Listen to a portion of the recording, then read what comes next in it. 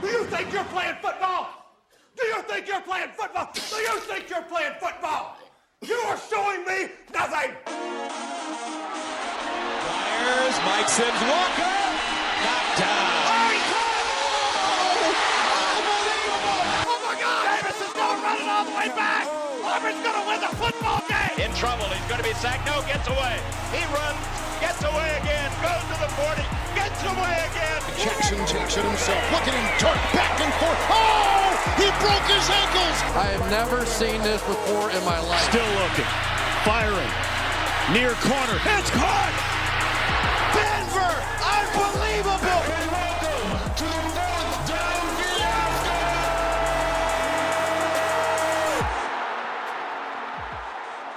Hey, hey, hey, we are Fourth Down Fiasco. Joining us today is myself, Tanner Vinsky, and my co-host here, Daniel Weber. And we are going to be going through the Week 17 game slots. Each week we will discuss the highs and lows of last games, offering our expert analysis loosely expert analysis. Yeah, expert is used very loosely. And we are going to make sure to go through all in-depth explanations of everything football. So why don't we kick it off right here with New York and Cleveland? Okay. How about you run it back? Yeah, I did not expect Cleveland and Joe Flacco to do what they did. What is it? They put up 20 points in the first quarter. Yeah.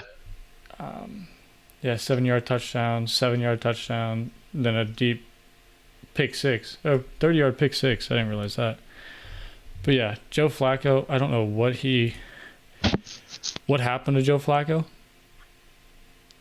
Well, really, I mean, with Joe Flacco, it's just having somebody in the field of play that can actually scan the entire field, as well as just not make like boneheaded mistakes. This Cleveland team, yeah, they're not the most talented offensively, but they have such a good O-line, and they have people that can get open, that there's really not a whole lot a quarterback needs to do in their situation. Their defenses are going to shut down other teams, and you just need somebody who's going to be willing to see the open receiver and be willing to push down the ball. Yeah. And with Joe Flacco, I mean, he just has enough arm strength that he can make those open throws. And it's kind of crazy, Joe Flacco, being as old as he is, that he's retained so much of his arm strength, because you look at like seasons with Drew Brees, years past where, I mean, he couldn't throw past 5 yards. He had shoulder surgery, didn't he? He hurt his shoulder. Early in his career, though, right? I thought it was both, but I could be wrong. It could be, I guess. But it helps to have Amari Cooper. Like, yeah, he's on the Browns, but he's still good. He just hasn't had a quarterback to showcase that, like he did in Dallas before he got traded. So it makes sense to see Amari Cooper coming back into form with a quarterback that actually knows how to play football. Yeah, and right. Can push the ball down the field and can make an accurate pass. But No, I completely agree. I mean, I look like an idiot because last week I said this was going to be an upset. But, the Browns are just really good. And it sucks to say because, I can't stand Cleveland. yeah, but I can't stand any of our teams in our division. But, I mean, Cleveland is just really talented. They have every defensive piece they need, and that's all that matters. If they can just hold offenses to scoring as little as they do, and Joe Flacco can play mistake-free football, they're going to win a lot of games, and they're going to be scary in the playoffs. But, once a high-end pass rush gets to them, it's going to be very interesting to see how Joe Flacco reacts. Yeah, Flacco hasn't played against Baltimore yet, has he?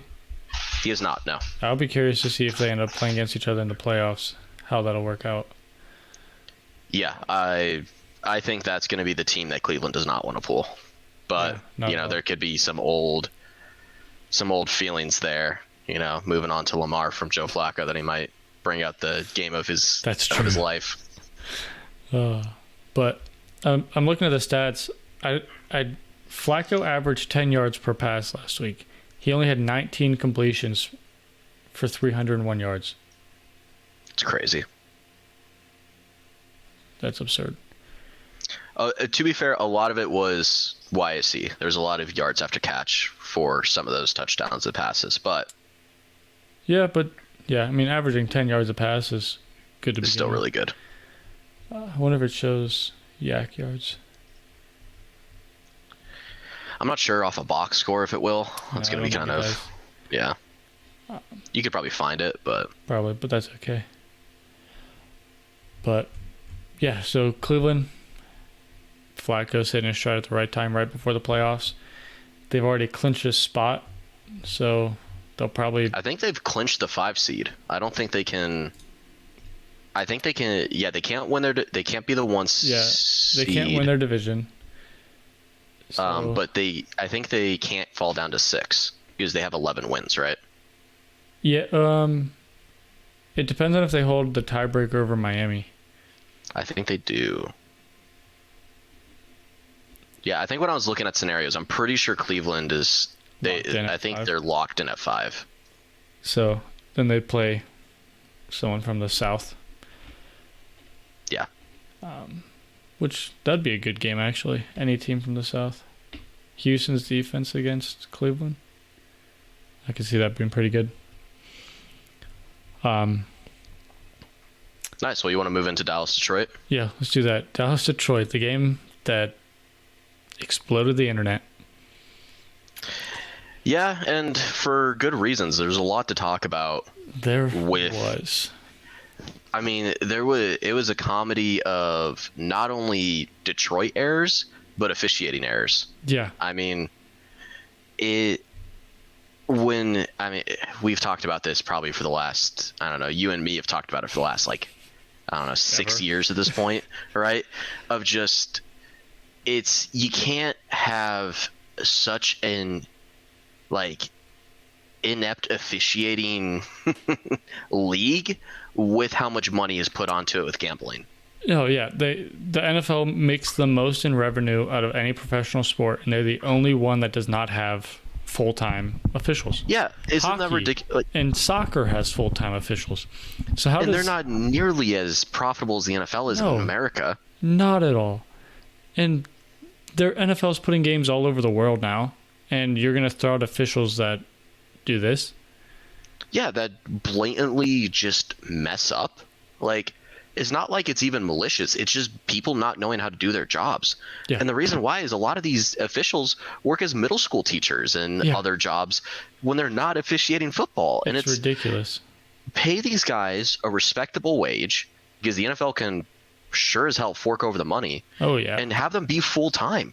When they're not officiating games, have them studying film over the summer. Have them talking about what are we going to call in these scenarios? What is this going to look like? Send them through more advanced training. They have to go through training and stuff to even be hired and everything. Work their way up. Yeah, exactly. Pay them to run through training. It's ridiculous. They should not have this quality of refereeing on this stage. No, not at all. There's been so many playoff games that have been ruined by it. So many Super Bowls that have been ruined by it. It's not even just regular season games that have playoff implications like this one between Detroit and Dallas. Detroit could have had a 1 seed. Yeah, potentially. Everyone's going to bring up what happened on the drive before with the whole tripping penalty, which wouldn't have even given the Lions the ball back. But you still have to take into account what did actually happen. And yeah, the Lions went and tried to distract the Cowboys by sending 2.5 linemen over to the head official, but the number he called out was in the middle of the field. He wasn't even near him. Yeah, he wasn't even on the. He wasn't even talking to the ref. He was running over to him, but couldn't even make it in time. So it's one of those things where it's like the ref just blatantly made a mistake and misheard, and somehow just had a brain fart and thought that this offensive lineman was going to get the ball when the other ones obviously. And it's just it's one of those things where you look at it and it's okay. They score on a play that's legal because the the offensive lineman reported as eligible. They get the 2-point conversion with no time left on the clock. They win the game, point blank and simple. But they overturn it and the game just it was completely thrown gets so far after too. yeah, like a minute. Yeah, like there was like a solid 45 seconds to a minute before a ref finally says, "Oh, there's a penalty." Yeah. And for what's the coach's Campbell before the game to run over this exact play with the officials and says, "We're going to run this." Yeah, we're going to run this play. This guy is reporting. And then for them to still mess it up. And then is it Brad or Barry Allen? I always forget. It's Brad. I thought it was Brett Johnson, honestly. Is it might be Brad Allen. I don't know. Brad. Oh, it is Brad Allen. Brad Allen's official. And then for him to double down on his claim, like, oh, he saw this number and heard this number, when everyone saw that he looked at 68, acknowledged 68, and then said the number 70, and then for him just to lie and double down on it is absurd. It sucks. It makes, I don't know. It's always Detroit. Yeah, it is. It's always Detroit. They can never get a call correct for Detroit. No. And I don't know if all the officials come from Columbus and are all Ohio State fans or something and just don't want Michigan to ever have anything. Probably. But like that can be the only explanation. Yeah. Because it's been the Detroit's entire 100 year history in the NFL has just been getting screwed over by officials. Yep. Yeah, that's insane. Yeah, and I think a lot of it comes down to the officiating, but a lot of it also does come down to Dan Campbell. I get it. You need, you want to be this aggressive coach and you want to go for it on 2. You lost all elements of surprise at that point. Yeah. Just kick the fucking extra point and go into overtime. Are you kidding me? And the football gods were trying to help him out on the second attempt with the Micah Parsons offsides. At that point, just kick the field goal. Go into overtime. Just kick it. And you're not going to convert a 2-point conversion on the 7 with one of the best defenses. Yeah, exactly. It's not going to work. Yeah, it was ridiculous that Dallas won this game. 1, because of the officials, and 2, because Dan Campbell had too much pride to just take this game into overtime. Yeah, seriously. It's bad game. Yeah. And looking at the splits, everything's almost identical. The time of possession was a minute difference. It should have we should be talking about how great that game was. Yeah. We should be talking about, Detroit gets that 2-point conversion, crowd goes crazy. We're talking about how Detroit is this world beater and they might be able to come out of the NFC. They might make a Super Bowl berth. And now we're just talking about. I think the NFL just needed Dallas to win a game against a over 500 team. That's my theory. You can't have Dallas go into the playoffs with no wins against a 500 team. Yeah, I mean, they also need the NFC repeat to not happen, right? The NFC East never repeats, so Dallas is going to win their division, and it's not going to repeat again. Well, who knows? It's still up next week. Eagles, or I guess Dallas, if Dallas wins. We'll get to the Eagles, but the Eagles suck, man. Yeah, I don't know what happened to the Eagles. All right. Let's jump ahead. Okay, so, we got Buffalo, New England. Buffalo's just catching fire at the right time. I do not like Buffalo, but they're... I hate that they're getting good now. I don't take that away at all from this game. I mean, yeah, Buffalo is looking better, and yes, they're winning. But to be within 6 of the Patriots at home, yeah, it is a division game. It is a division game, but Josh Allen didn't look good. No. And it's one of those things where, I don't know. This is why, people will always give me flack for it, say I don't respect Josh Allen, but it's just he just doesn't.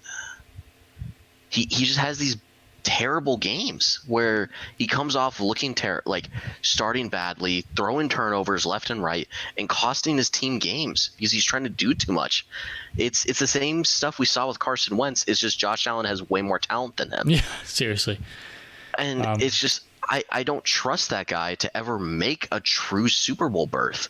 Because, maybe he's going to play way above his level and he's going to try to win. He's going to play way above his level and he's going to look like the best quarterback on the planet.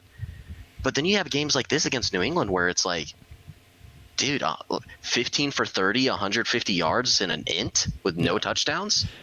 Yeah, I don't you're think scoring... Buffalo is a Super Bowl contender. It's just somehow they tend to make the playoffs all the time. Yeah, and the thing is, they can still miss. I mean, they lose to Miami, they're out. It's as simple as that. They have some weird scenarios that they can still make it, but well, the scenario is they need Pittsburgh to lose.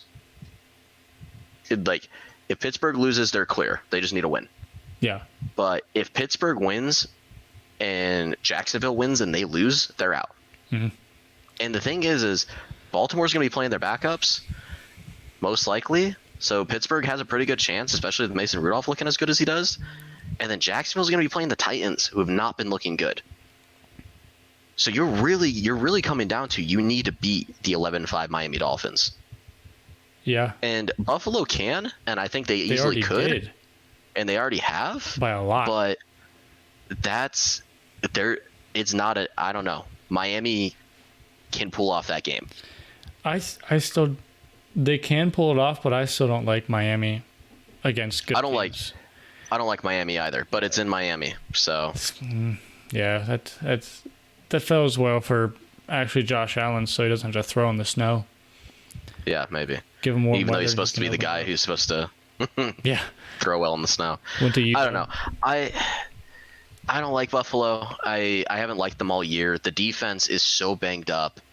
Their formula relies on Josh Allen playing at a superhuman level and bailing them out. Yeah, and it's not sustainable.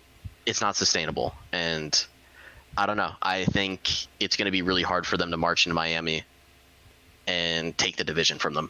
Yeah. Even though I don't like Miami. I don't think Miami's that good.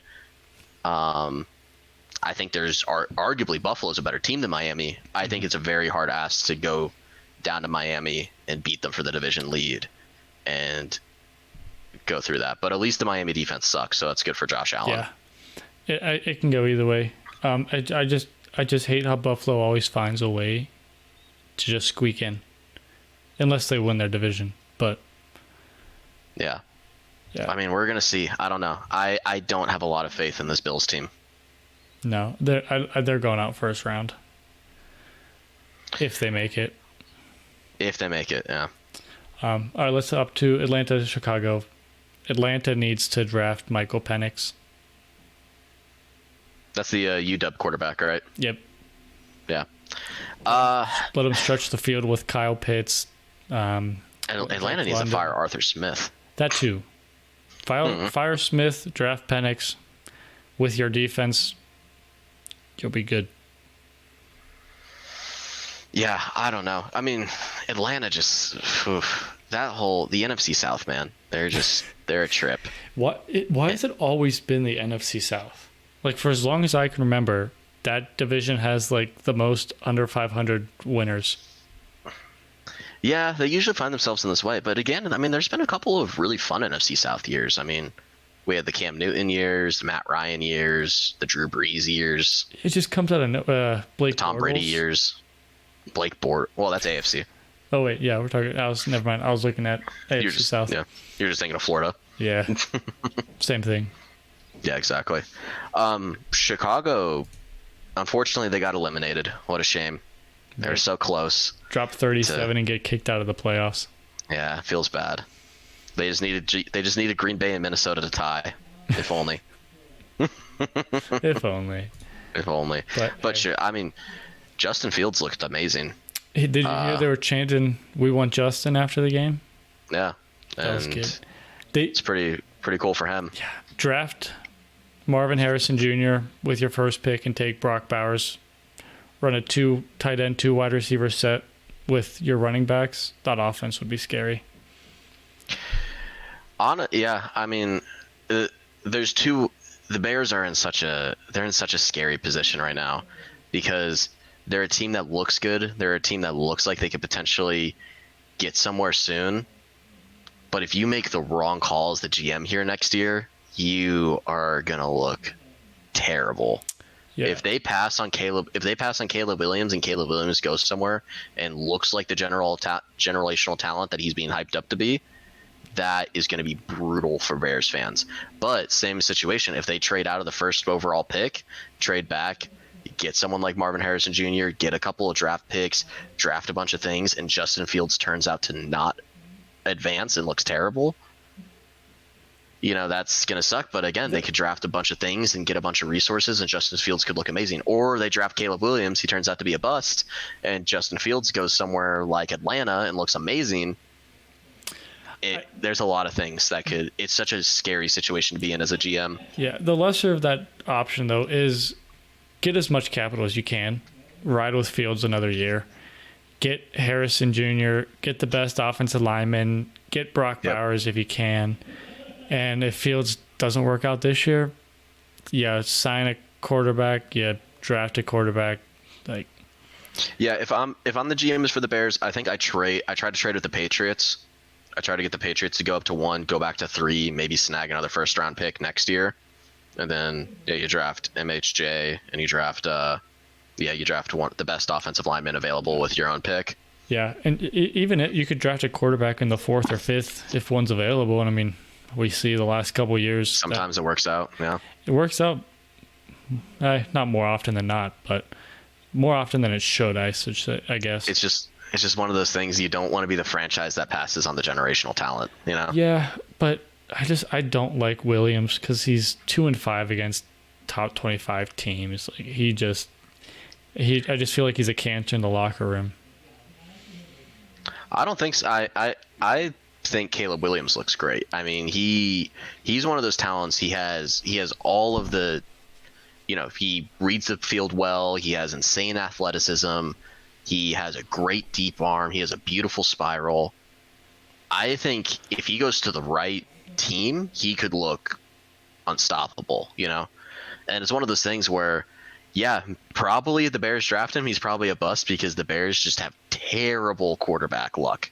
Yeah. But I would not be surprised to see Caleb Williams as a top-tier quarterback coming in. I mean, it's the same thing as C.J. Stroud last year. He has a lot of those same physical attributes as C.J. Stroud and processes the game at a similar level. I mean, and we saw how well that went for C.J. Stroud. But he also went to not a horrible team. Well, Houston actually capitalized very well on that draft last year. Well, Houston is a terrible team. They don't have a great defense. They don't have a great offense. They're not the worst, though. They're not but I think if you didn't have C.J. Stroud on that team and you rocked back in with what was their guy's last name? Davis Mills. You go back in with Davis Mills. I think that team's like a 2 to 3 win team. No, but they have Case Keenum as their backup, who's won 2 games already this year. Yeah, I don't know. I don't think the Texans. I don't think C.J. Stroud got drafted to a good team. I think he got drafted by a really bad team that had the 2nd overall pick for a reason. It's better than Bryce Young. Yeah, he's definitely better than Bryce Young. But yeah, I don't know. I think if Caleb Williams turns out to be what he's touted to be, it's going to suck if the Bears pass on him. Yeah. But yeah, I saw a video after it was either before the bowl game or after the bowl game. USC players were chanting like we're finally a real team or something like that. And everyone was like jabbing at Caleb Williams for it. I don't know. I think Caleb Williams gets a lot of undeserved hate. I think he's going to go to a team and I think he's going to be fine. I think he has a lot of the things you want out of a first round prospect compared to someone like Bryce Young who was undersized, right? Yeah. I think he'll be successful his rookie year, but I think he's going to throw a lot of picks because he thinks he can throw it harder than he can.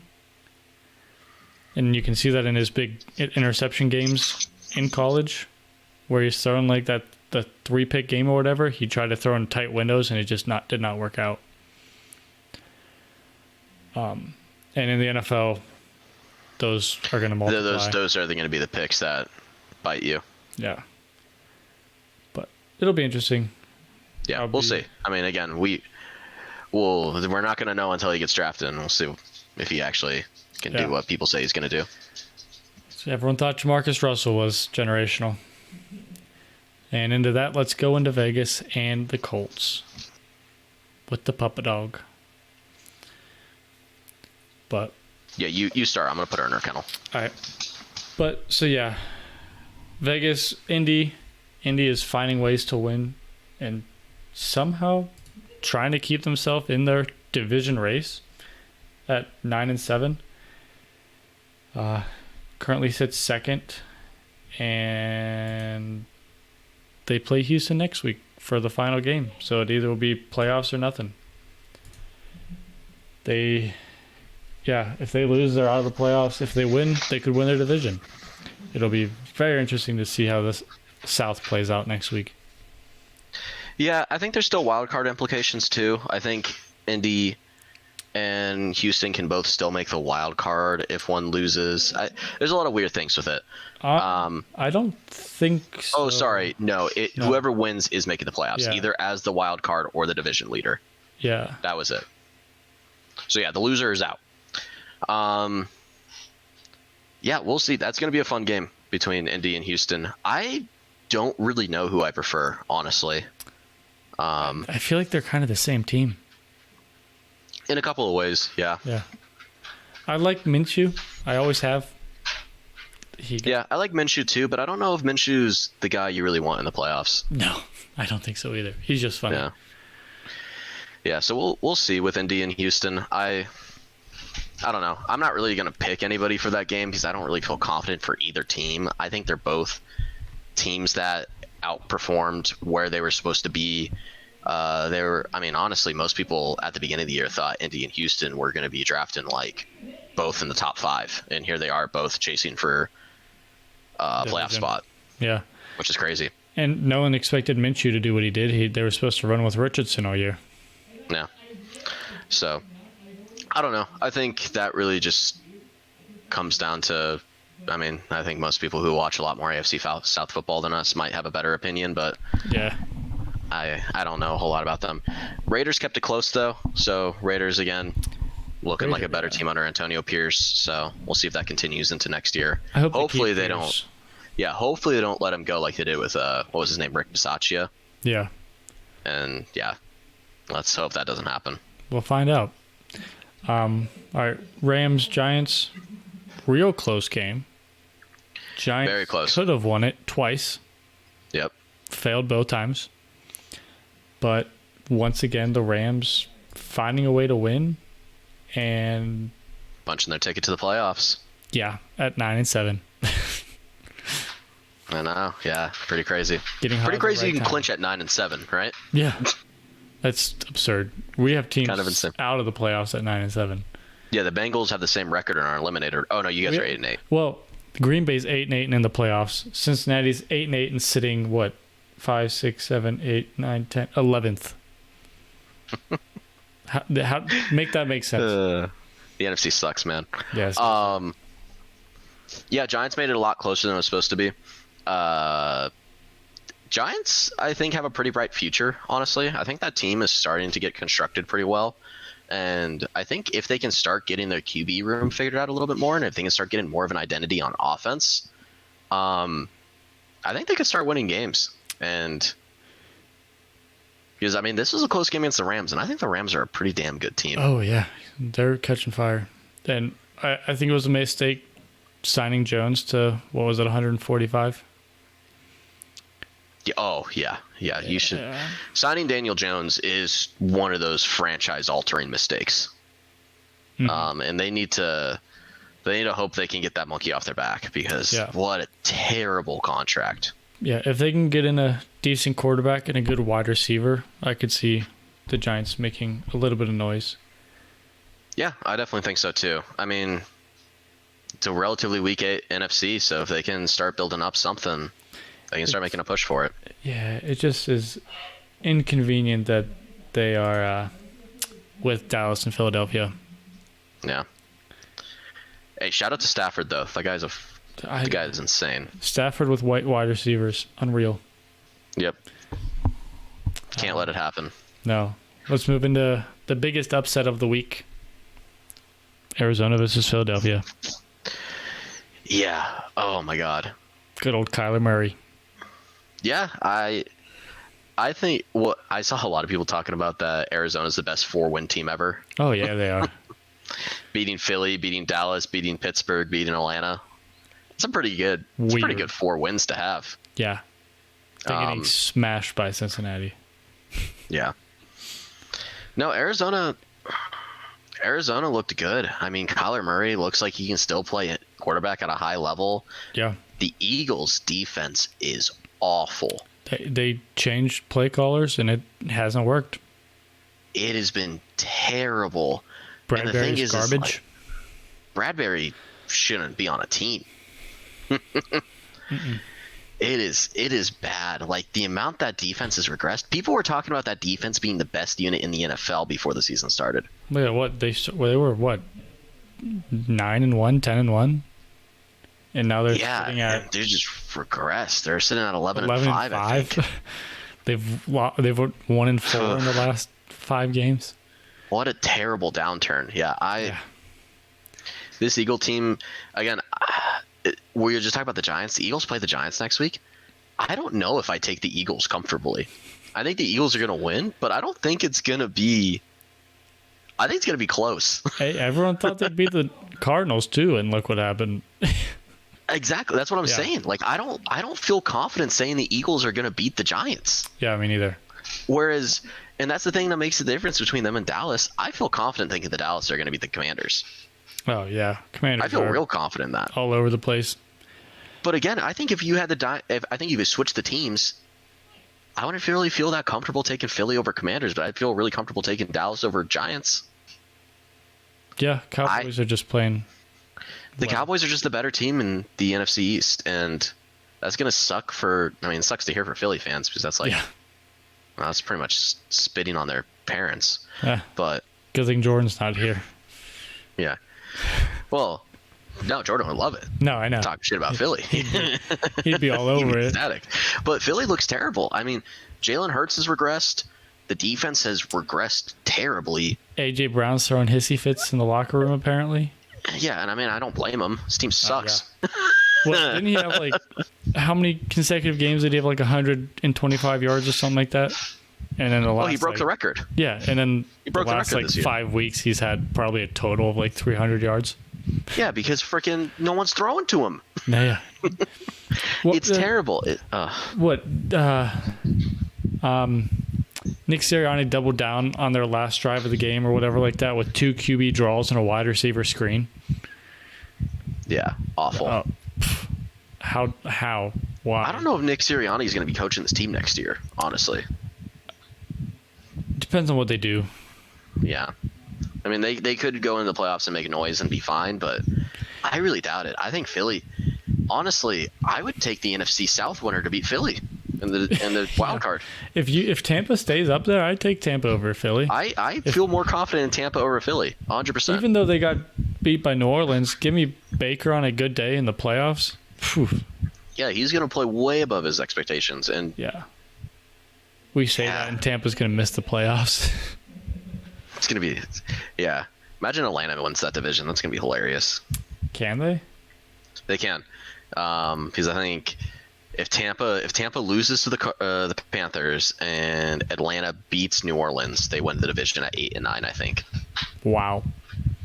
Gotta love NFC South football, baby. It's the best. Yeah, let's hop. Speaking of them, so yeah, let's go to New Orleans and Tampa. I don't even know what happened in this game. Baker looked like shit. I was Jordan and I were jokingly saying, "What about the Baker MVP discussion?" And yeah, well, yeah, you don't have to talk about that anymore. Yeah. I don't know. It's this division. They're just taking wins from each other. All these teams suck.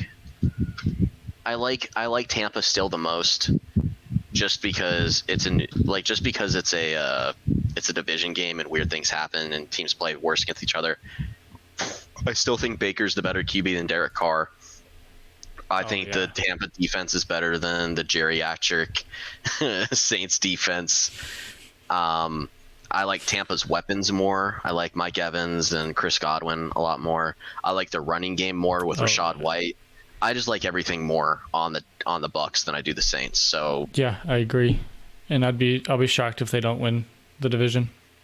Yeah, but you never know. The Cardinals, the Panthers could want to play a little bit of spoiler. So that's true. I don't see it happening, but that's true. I don't see it happening either. The Panthers suck. Yeah. But let's go into another team that sucks. The Commanders got, I wouldn't say destroyed by the 49ers. Like, it wasn't that bad of a game. As a Commanders fan, if you want to lose by 17 to the 49ers, I think you had a pretty good game. I agree. Like, yeah.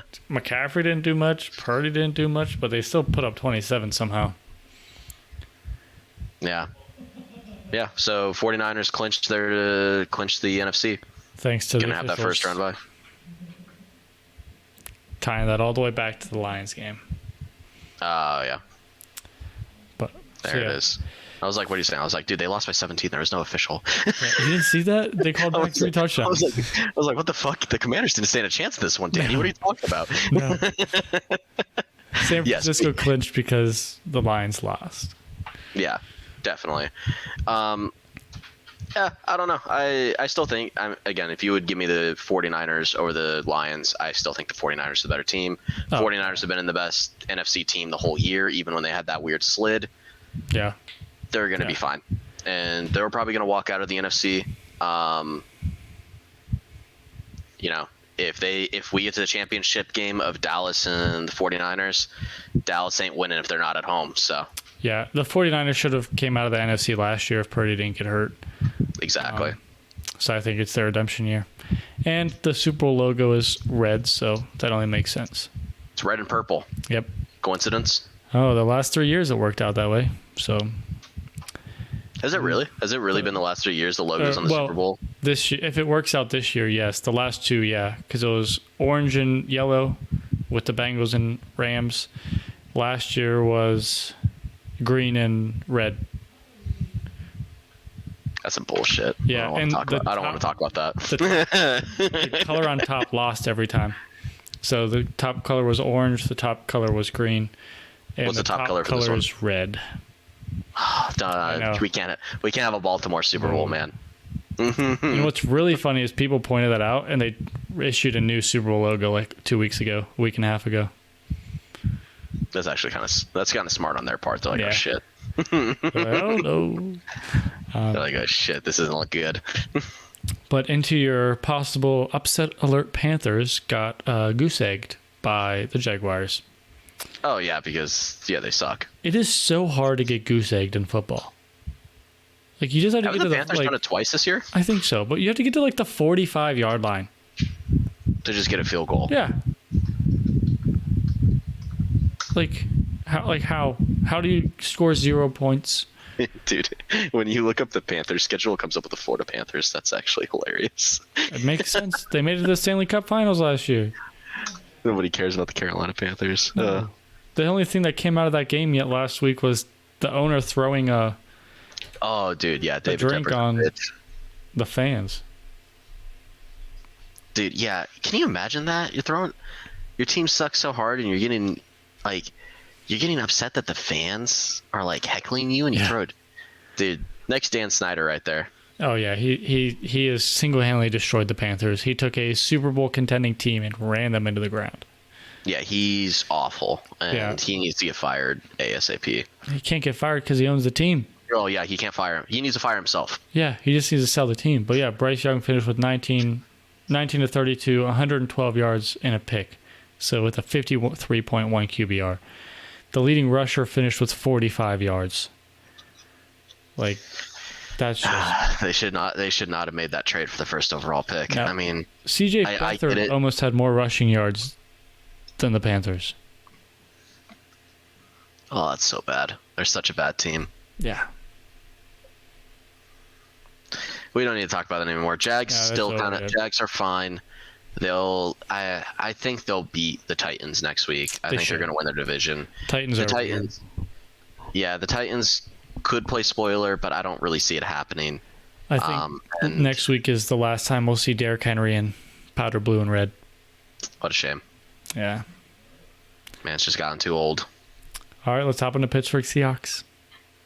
Oh, you're skipping ahead. We got Miami, Baltimore next. Oh, I skipped the whole line. My bad. We were talking about Tennessee, and I just saw them. But Miami, Baltimore, I don't like Miami. We talked about this before.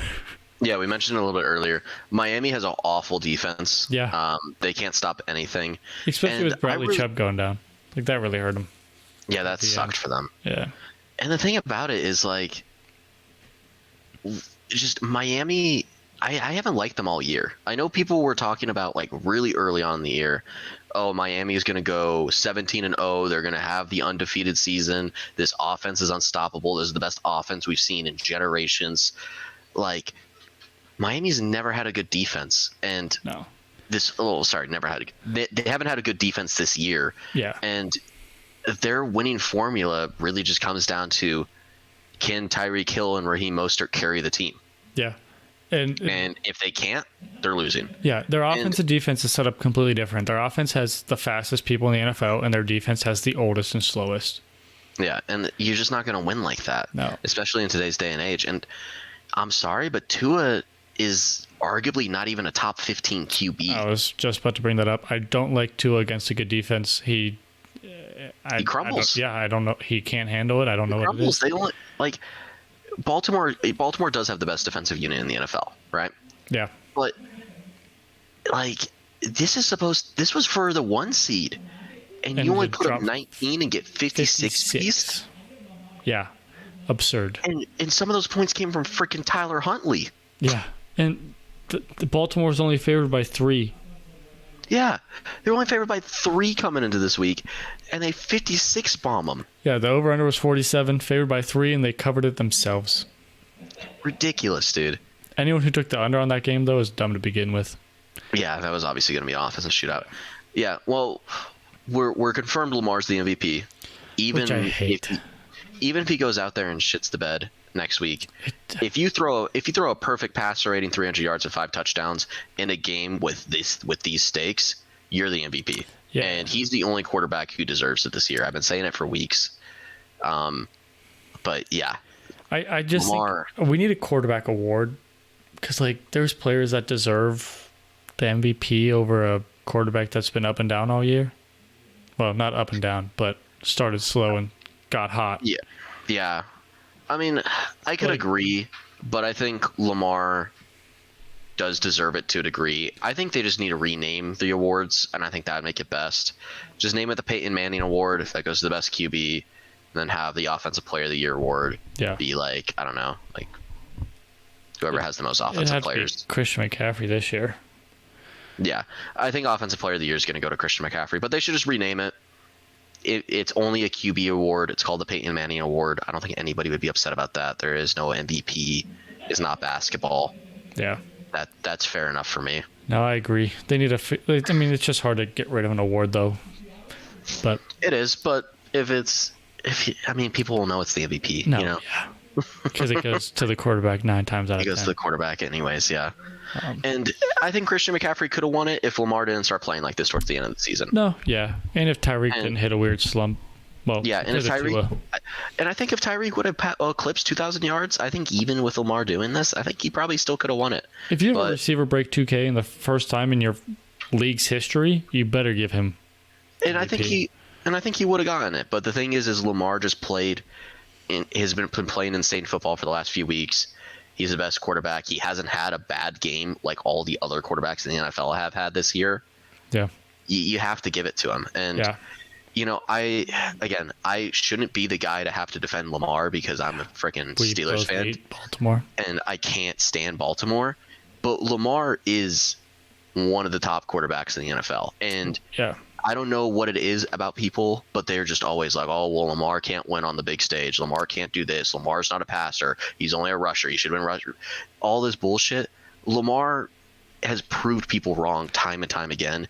He is one of the best QBs in this league, and he deserves to be in conversations with Joe Burrow and Josh Allen and Justin Herbert because he plays just as well as them in multiple times. And a lot of people after this game came out and said, oh, well, Lamar got carried by his receivers. Are you kidding me? In the beginning of the year, they were like, he doesn't have receivers. At the beginning of the year, we were talking about they don't have receivers. And if Joe Burrow had this type of game, do you think anybody would be saying, oh, he got bailed out by his receivers? No, they talk about how good Joe Burrow is. I even could though see Joe some Burrow people. has, but those people are so few and far between compared to the Lamar detractors who always talk about like, oh, well, these are the X, Y, and Z why Lamar was able to do this when he's actually not that good of a quarterback. Whereas someone like Joe Burrow has a receiving core of Jamar Chase, T. Higgins, and Tyler Boyd. And but yeah, no, Joe Burrow played out of his mind, whereas Lamar Jackson got bailed out of his receivers. Get out of here. No, yeah, it's ridiculous. Idiotic. Yeah, I don't understand it. But I need to see him win more playoff games because he's 1-3 in his career. And last time he was the 1 seed, he lost the first time he played. So and we'll see, but I mean, if they play the ones, and it could technically happen because they could be the 1 seed and the Steelers could be the 7. And if the Steelers somehow make it to the divisional round, you know how division games are. yeah, third time the charm. It could technically happen. But I think if that does happen, I don't think people should be talking about Lamar as a fraud because for whatever reason, Mike Tomlin's a goddamn sorcerer. I don't know how he does it. I don't know how he does it. But if Lamar loses to the Steelers in the playoffs, if anybody keeps talking shit about Lamar, they're stupid. All right? Like, that is not a deserved loss. And I think the same thing with Cleveland. Tomlin. If he goes against Cleveland, it's going to be the same situation. But, if Lamar loses to someone like Miami or Buffalo or something like that, then yeah, maybe we can say whatever. Yeah. But yeah, Mike Tomlin, absurd. I don't understand. But all right, let's jump into Houston, Tennessee real quick. That was seen. Houston, better team than Tennessee. Yeah, we don't really have to go too much into detail here. It'll be interesting to see what happens with Houston and Colts. I think Jacksonville will take care of Tennessee, no problem. Yeah. And so we're going to see 2 AFC South teams in the playoffs. Yes. Pretty much it. All right, Pittsburgh, Seattle. Big implications for both teams. Yeah, this was huge for both teams. Seattle still has a chance. They just need Green Bay to lose, and they'll pretty much make it. If they win, Green Bay loses, they're in. Yep. Pittsburgh needs a couple of things to happen. They need help. They need help. They need a lot more help than Seattle does, even with this win. And honestly, this was one of the most impressive Steelers wins I've seen in a couple of years. I mean, we had 140 rushing yards in the first half, which is the most rushing yards that the Steelers have had since 2006 against the Chiefs in a half. Yeah, we had been pretty bad recently. Our offense has been terrible. Yeah. And yeah, this is the most yards we've had since, I think it was the most passing yards by a quarterback we've had since Big Ben in 2018. It's the most total yards we've had in a game since 2020. I mean, yeah, the Steelers offense was working like a machine, and the Najee Harris, Jalen Warren RB duo is looking phenomenal. Yeah, same thing happened with Cincinnati and like Chase Brown and Mixon. I don't know why it took until Burrow went down to start using both of them. Yeah, I think teams just struggle with using both their backs, and I think we've seen it work so many times with teams. Like, you don't have to rely on one dude. Yeah, and Pittsburgh has proven that again, where having the split between Najee Harris and Jalen Warren has been huge for this team. And Mason Rudolph, man, believe it or not, you throw it to your best receiver, and he's going to pop off. Isn't that insane? Isn't that insane? You throw the ball to George Pickens, you win football games? Crazy. Wow. Who would have thought that? Not me. No, me neither. I've always liked Mason Rudolph. I've always held a grudge against you guys for trading up in like the 4th round ahead of us. Remember when we watched that draft together? It happened twice in that draft. Yeah, first one was who's the dude that had Devin Bush. He was on the Seahawks. Devin Bush. I wanted both those players, and you guys took both of us because you traded ahead of us. Traded ahead. Both. Snag them. Ridiculous. Sorry, Devin Bush. Both of them haven't really worked out that greatly, so it's not the end of the world. You guys screwed Mason Rudolph. If you would have let him develop and stuff, oh my goodness. I don't think we screwed Mason Rudolph at this point. I mean, look at him play now. I mean, yeah, but he might develop into the Steelers. I'm gonna tell you this right now: Mason Rudolph's better than Kenny Pickett. Oh yeah. But I mean, we've seen backups blow up already this year and then fall flat on their face. And the thing is I don't think Mason. He went in the 3rd round for a reason. He was never supposed to be in that conversation with those other 2018 draft class quarterbacks. And Mason, a couple of years ago, man, he looked terrible. I mean, he was scared in the pocket, took unnecessary sacks. Yeah. Didn't read the field. I mean, he's just had time to sit, and he's talked about in interviews, like, this is pretty much effectively my last chance. I need a ball out. Like, Yeah. And that's what he's doing. And right now, I think if Mason somehow fucks around and wins a playoff game, Mason's the starter next year. I don't care. You give that guy the reins. And Kenny Pickett, you know what? Whatever. We spent a first-round pick on a really serviceable backup. Whatever. It happens, you know? happens to defensive players It's all not the time. like you were picking in the top 5 or top 10. Like, at least he went to 20, I think. Yeah. I think we picked him at 20. It wasn't a super important pick. Yeah, but you have a good team surrounding him. So it's not like you were the Browns picking Manziel at 22 when you had other things to fill. Exactly. Yeah. But let's jump into the lawsuit game of Denver and Los Angeles. Benching Russell Wilson. Dude, Jarrett Stidham. He looked pretty bad. That game was just bad. You had a hockey stick versus Jarrett Stidham. I don't know if I told you, but I'm going to the Chiefs Chargers game this weekend. Oh, that's funny.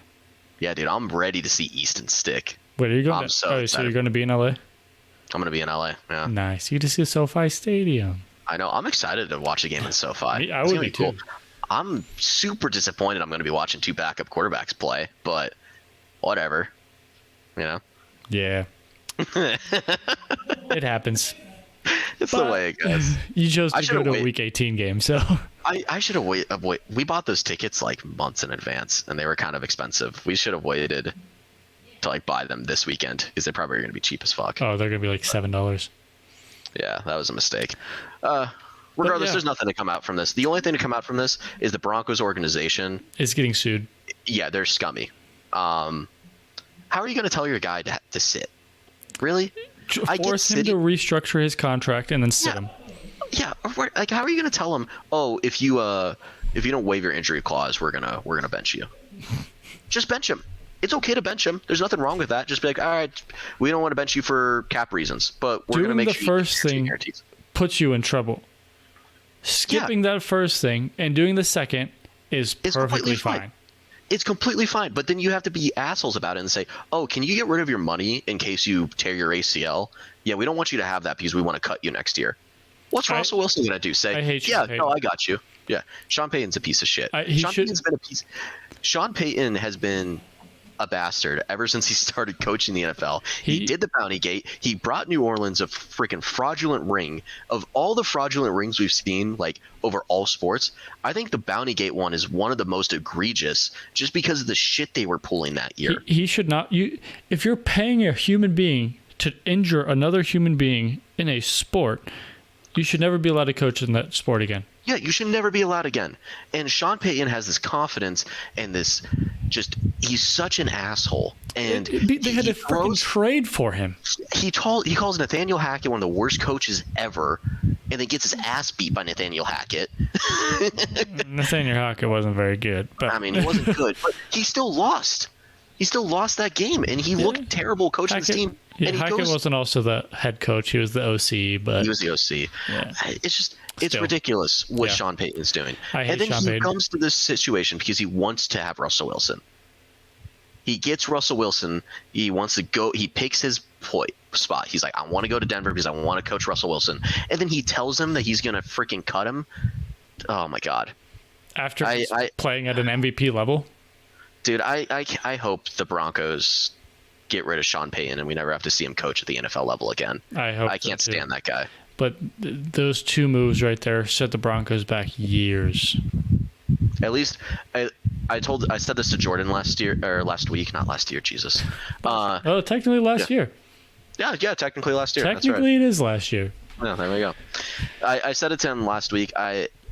It's what's it called? At least the Broncos gave themselves an out, and they can actually cut Wilson, unlike the Browns with Deshaun Watson. Yeah. Yes, it's a terrible contract. It's going to go down as one of the worst contracts of all time. I think Deshaun Watson's still a little worse. Yeah, but the whole trade aspect made it even worse with Wilson. Yeah. But hey, there's rumors Denver gets new uniforms this year, so they have something to look forward to. That's cool. Yeah. All right, Kansas City, Cincinnati.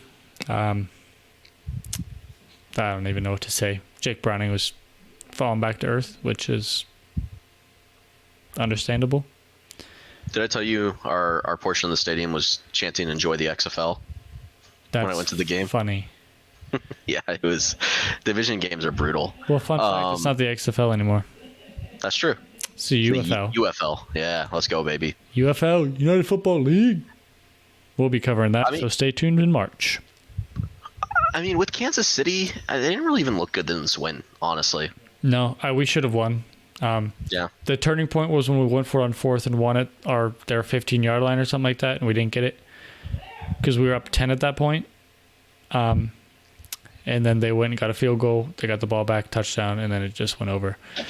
Because I was looking, we had a 70% chance to win before that 4th and 1 play, and then we didn't get it. Yeah, so we should have just went up 13, kicked the field goal. But I'm glad, like, we have nothing to really lose. So, like, yeah, as well go for it. Yeah, be aggressive, you know? Yeah, but as soon as that happened, I knew the game was over. But it is what it is. Kansas City clinched. We are eliminated on to next year with a healthy Burrow, hopefully. Yeah. And I say, honestly, for the Bengals, if you go 8-9 or 9-8 after losing Joe Burrow for half the season, you can't really be too upset. Yeah, we played with a gimpy Joe Burrow for 4 weeks. Then he was one of the best players in the NFL, and then his wrist decided to explode. Yeah, I mean, I don't know. During that 4-week span, we were one of the hottest teams. No, yeah, you guys looked great. Yeah. And it just sucks that they started Joe Burrow to begin the year, because imagine if in that 4-week stretch you didn't have a gimpy Joe Burrow and you had Jake Browning playing. Yep. You might have gotten a win or two there, we would have done the same thing. We started 3-3 with gimpy Joe Burrow. Yeah, but you might have won one of those games you lost with gimpy Joe Burrow because Joe Burrow wasn't able to stand on his back foot. We would have won that Tennessee game. Yeah, it's just it's brutal, the ineptitude of the medical staff there to let Joe Burrow play those first few weeks. I completely agree, and I would have rather went 3-3 with Browning and had a healthy Burrow week 7 or week 8 after the bye. Yeah, because I say his wrist wouldn't have exploded, but that was just a weird thing. Yeah, the wrist has nothing to do with it, but at least then you're mitigating risk, you know? Yeah, but it is what it is. Season's over. The Bengals have always struggled with that stuff, though, man. Yeah. So hopefully I don't know. The franchise needs to figure out what they're doing, because they got a window for the next 10 years, and they got to start doing something with it. Yeah. They can't have Joe Burrow missing this much time. No. Yeah. It's at least he's not missing. No. Week 11 is still like halfway through the season nowadays. And I mean, Joe Burrow's missed a lot of time since coming in the NFL. Well, he's missed. What is that? 12 through 18. Week 12 through 18 2 times. Every other season he's played full. But he's only had 4 seasons, right? Or 5 seasons? 4. Yeah, so half of it, he's missed a full season out of his 4, pretty much.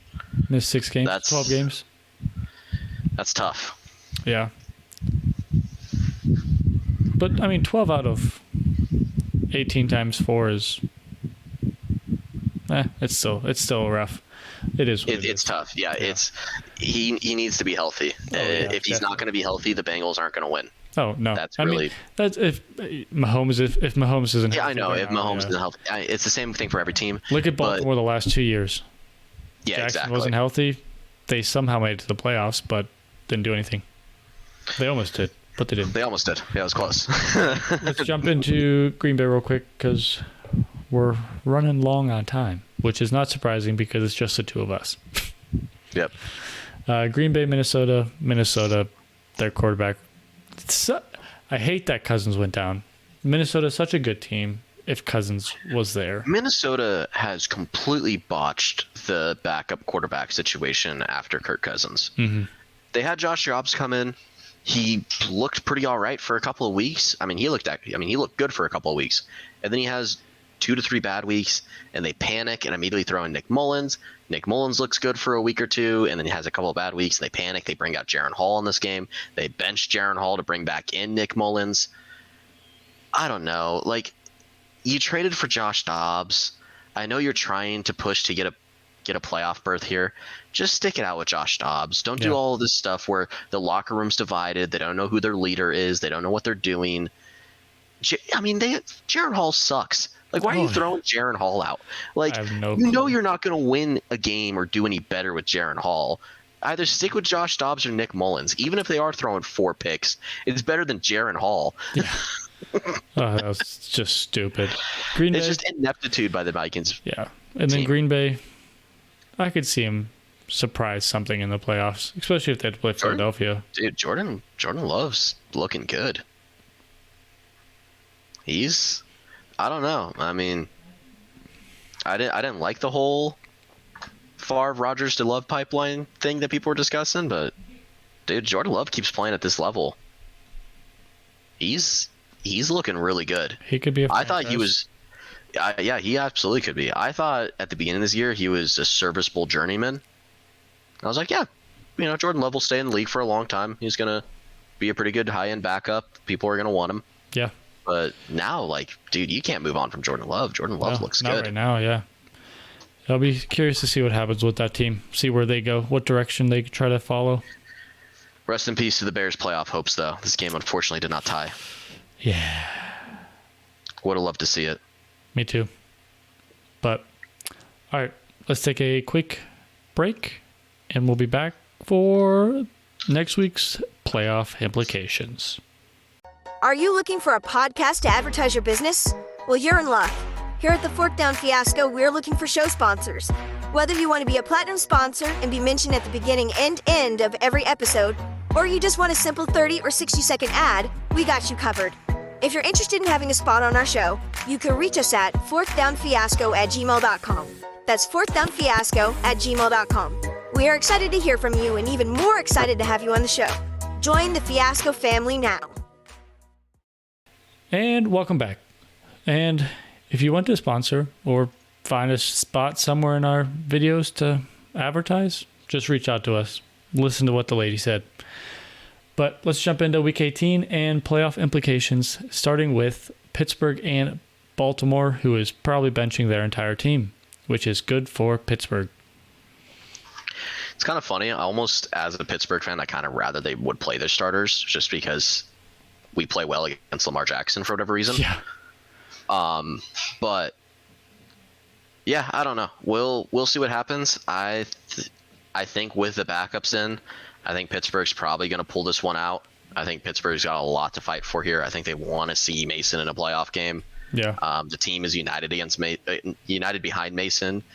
We've scored 30 or more points in both of his first 2 starts. Like, this team's got fire, and they've got fire at the exact right time they needed to, and they need to win this game to keep their playoff hopes alive. Like you mentioned before, it's weird what happens when you start stretching the field and throwing the ball deep. Exactly. Wow, when you throw the ball deep, you can actually score. Crazy. Yeah. And your running game comes alive because your safeties aren't crowding the box. Yep. So Baltimore looks like they're unstoppable, but with some backups in, I think Pittsburgh could probably take this one. Yeah. If Baltimore was playing full, I think it'd go Baltimore. But with their backups, you guys should win, and you'll probably make the playoffs with that. Hopefully. You need some other stuff to happen. And this is one of the games you need to happen. Houston, Indianapolis, fighting to either win the division, make the playoffs, or nothing at all. So the only way this matters for Pittsburgh is if they tie. Just because they would both go to 9-7-1, and then we would go to 10-7, 10-6, or 10-7. Other than that, they have a tiebreaker on both of them. Have a tiebreaker on Pittsburgh. Did you lose to both of them? We lost to Houston, Indianapolis, and Jacksonville. Oh, that's horrible. Yeah, it's a tough situation. Yeah, I wish Cincinnati was in your spot because we beat 2 of the 3. Yeah, so it would be a lot better. Yeah, but for Houston and Indianapolis, very big game between themselves. Yeah, it's either division lead if Jacksonville loses, or it's either wild card spot if Jacksonville wins. The other one gets eliminated. Yeah, whoever loses is eliminated, regardless of what happens. Yeah, well, I mean, it also depends. Oh yeah, I guess if Pittsburgh and I think wins, in every wins, yeah. And I think in every scenario, I think if they tie, I think they eliminate each other. Yeah, I think so. Which too. is kind of funny. So it's they're like really that Raiders-Chargers tie. game. It's the reverse of the Raiders-Chargers game last year. Yeah, where if they tie, they both get in. Yeah, which is hysterical. But Cincinnati Cleveland means absolutely nothing. Cleveland locked in the 5 spot. Cincinnati is eliminated. I guess we're only fighting for above 500. And Trey Hendrickson to be the sack leader of the NFL. He's currently How many tied is he for at now? first. 17. Oh, he's got 17. He's Nice. tied with Watt. Yep. And you cannot bet on him to win Defensive Player of the Year anywhere.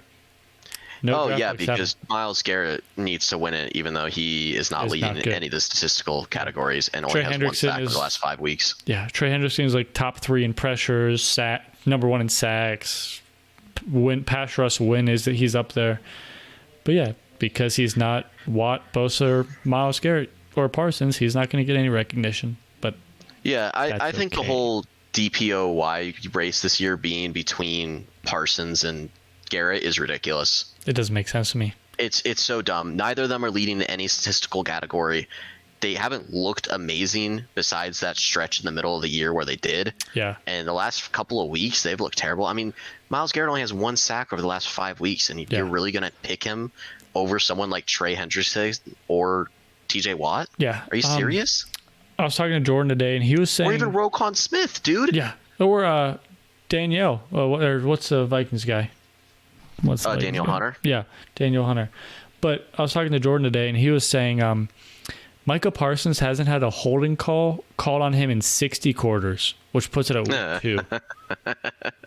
Which is absurd. That's so ridiculous. That's so goes back dumb. to officiating. Yeah, ridiculous. Yeah, Cleveland, Cincinnati means nothing. In the Minnesota and Detroit, that could mean something.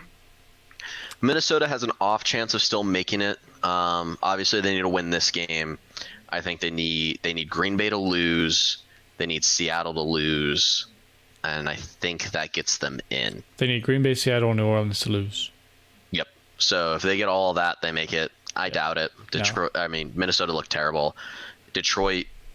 I think this is either going to push them to the 2 or the 3 seed, depending on things. If Detroit wins, and Dallas loses. Dallas and Philly lose. I think did they lose to Philly?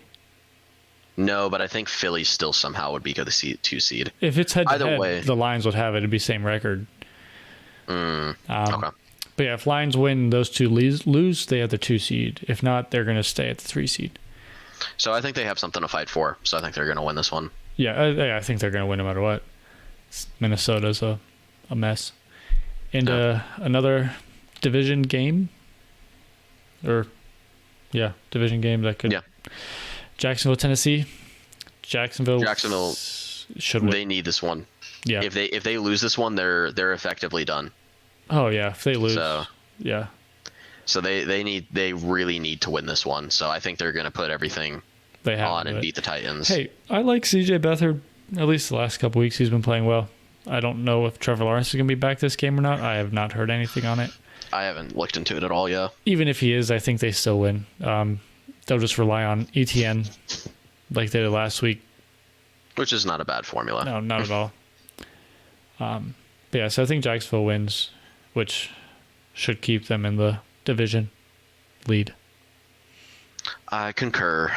And New York, New England means absolutely nothing besides draft position. Yeah, it's going to be draft position. I bet New England's going to win just because Bill Belichick is probably going to feel salty about potentially leaving and hates the Jets with everything in his fiber. Yeah, he also just beats the Jets. He could beat them in their sleep. Yeah. Yeah. So yeah, I could see ending 5-12, ruin their draft position. Dude, you say it every week, but only if the Jets had Rodgers. Yeah, I can't wait for next year. Their defense is good. Their weapons are good. Yeah. They just need more O-line help. Yeah, it's not that they have a bad one though. Like they have Quentin. No, they have a pretty decent one, but they definitely. I think they need guard help. Yeah, but they can. If that's their only position, they're gonna just draft 3 guards in the drafts. And hope one sticks, right? Yeah. Or sign one. They have some money. Yeah. And then let's hop into another division deciding game: Atlanta, New Orleans. Somehow Atlanta is 7-9. I don't know how, but it's happened.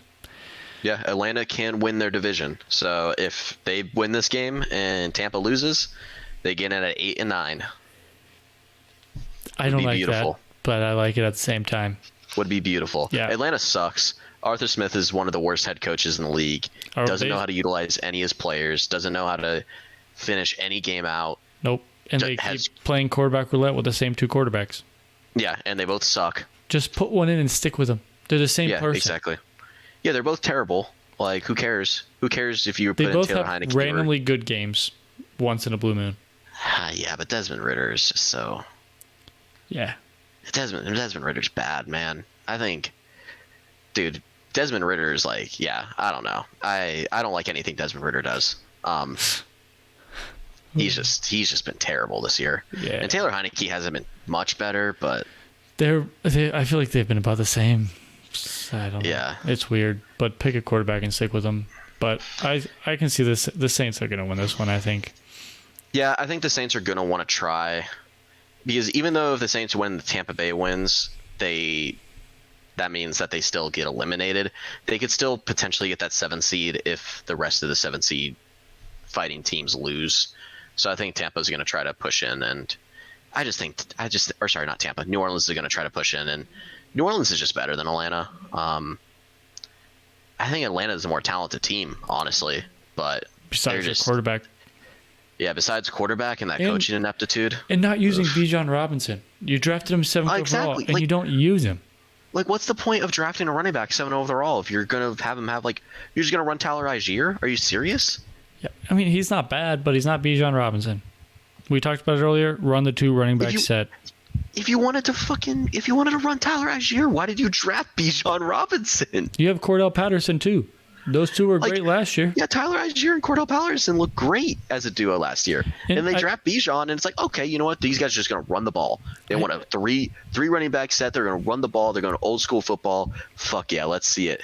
And then they don't use Bijan, who's their best running. Oh my! I think they got scared. Idiot. They were like, oh, Bijan's the best running back prospect since whatever they said, LT or whoever. And they're like, he fell to 7. We have to take him, right? We can't let anyone else take Bijan. Like, he's a good running back. He's a good player. And then they just don't use him. But I don't know. It's baffling. They do the same with Kyle Pitts and Drake London too. Just 2 great players that just don't. I love the Falcons owner. He just needs to let him go. Just fire Smith. Let him go. Just get rid of Arthur Smith. I bet if you get it, bring in anybody, any other head coach, and they'll be better than Arthur Smith. Yeah. Put me in there. I'm running a 3 running back set. We're going Army, Air Force, baby. Triple. Yeah, we're going option. Air Force triple option. Good luck. See if it works. Honestly, though, I'd love to see a triple option in NFL offense. You can't. You need to push the ball downfield. But if you pull them in, and then you could have a quarterback that could still throw. Yeah, run a triple option with Bijan, Lamar. I think if any team could run the triple, option, it is the Falcons. But I mean, that's not really a hot take. Maybe the Falcons draft Williams and they run a triple option. He can throw the ball. Oh God. Just saying. Yeah, he could. Just saying. If that happens, you heard it here first. All right, let's head into Tampa, Carolina. You said you want Carolina to win. Or you not want, but you could see them spoiling. Yeah. I don't want Carolina to win because I think Tampa is the best team in that division, and I would rather see Tampa play Philly. Yeah. Than these other 3 teams, just because I think any of the other 2 teams, Carolina's been eliminated since like week 3. Week 1. But I don't think the other 2 teams could beat Philly. I think Tampa could. Yeah. So I don't want to see Tampa win. But division madness, it's the way it goes. And I think it would be kind of hilarious if Carolina wins this game. Yeah, but it's just going to be a quiet game. There's going to be 15 fans at the game. Hopefully Carolina, they get goose egg then. I feel like they will. But let's hop into another division game. One team's eliminated. One team is currently sitting in the playoffs. But I would not be surprised if Chicago pulled to Chicago and eliminated the Packers from the playoffs. Be cool to see. That would be fun. I don't think it's going to happen. I think Jordan Love's playing at a high enough level. I think the receivers are starting to ball out a little bit for Green Bay. The only thing the defense is starting to put it together a little bit. I still don't think that defensive unit for Green Bay is good, but at least they got something going. They're serviceable. They're not giving up 30 points.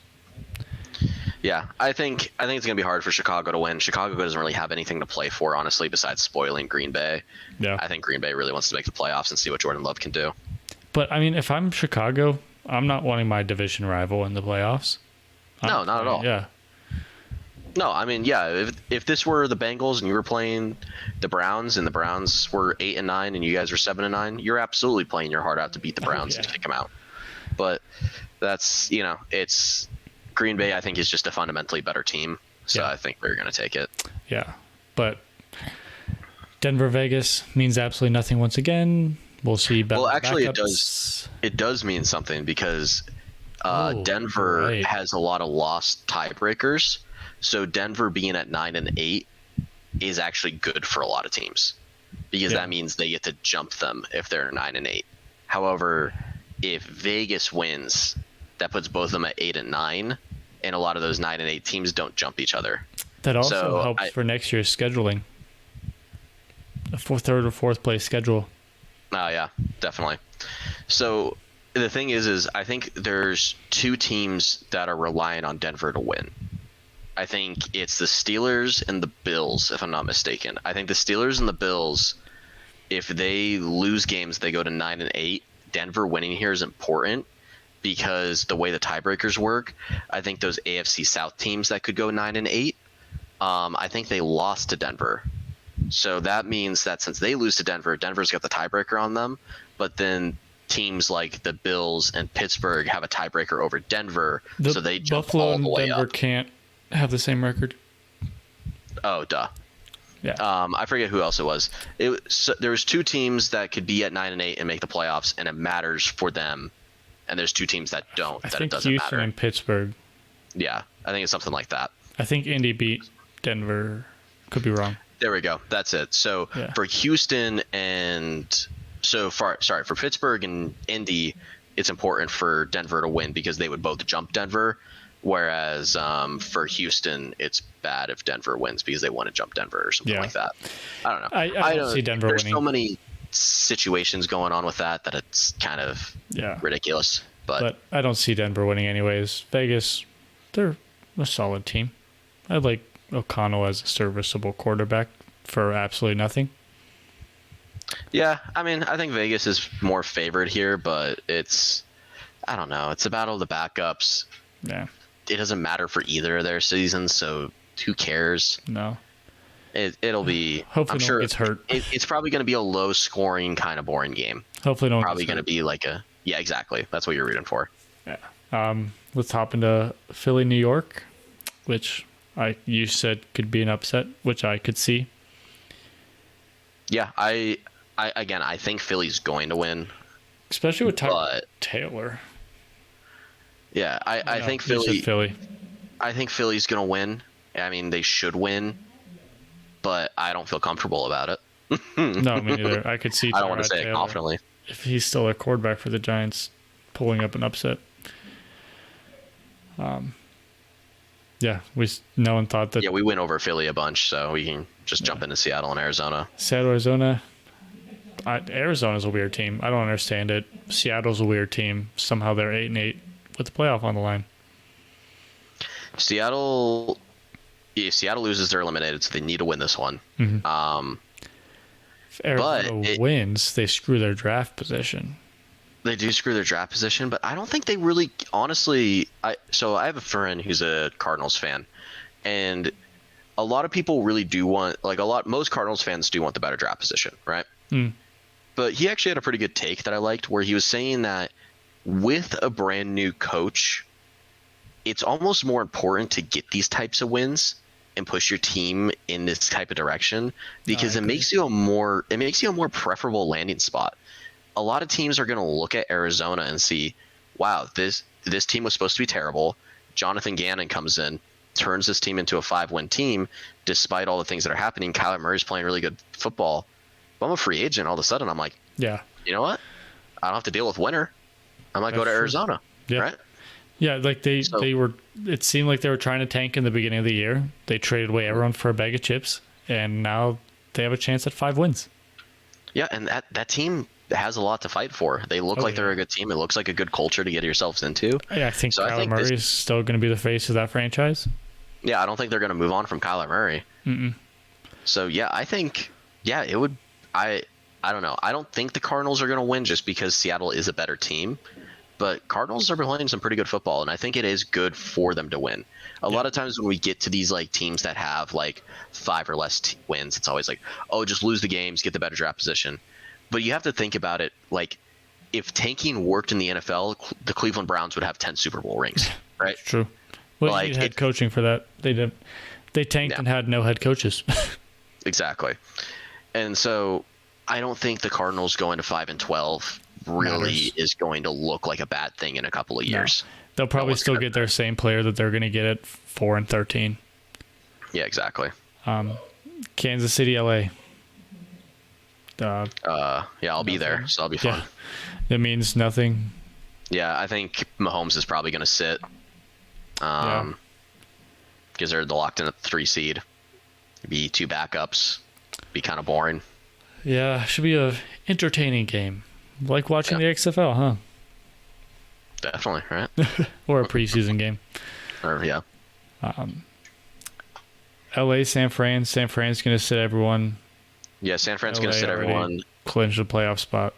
LA could technically sit everyone, but they probably won't because I think they probably would want to be the 6th seed instead of the 7th seed. I guess it would depend on tiebreakers. I don't know if they hold tiebreakers. Luckily, they play later, so they can kind of see how stuff falls, and they can make a decision there. Well, every team that matters for them. I guess minus Seattle. So they can take a look at it and kind of make a decision there.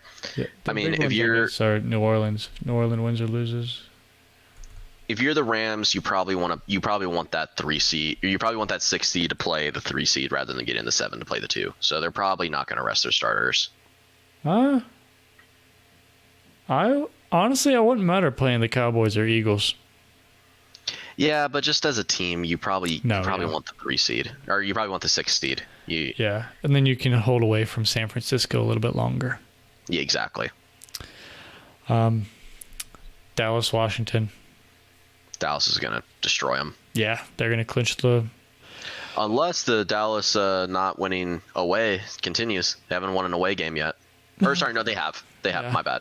They haven't lost a home game yet. Yeah. Dallas is going to destroy them. There's nothing else really.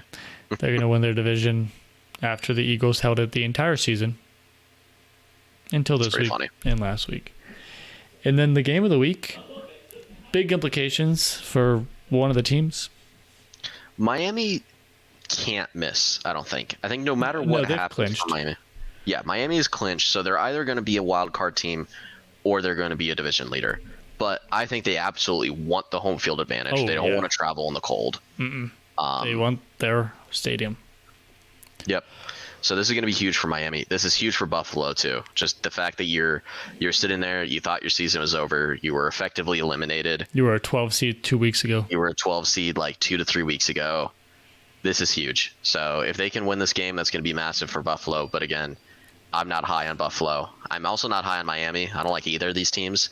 But I think this could be a really weird Miami game. Needs this win, and I think that we're going to see an insane offensive production from both of these teams. So it's probably going to be really fun. The over-under better be like 55.5. Yeah, right. But yeah, there we go. Playoff implications, and we'll see what happens next week. Yeah, we'll see where it goes, but it's going to be fun. It shall. All right. Well, thank you guys for listening on whatever platform you're listening on or watching if you decide to watch it. But yeah, tune in next Thursday to see how the playoffs shake out and who gets eliminated, who moves on, and we'll go from there. All right. Peace. Adios.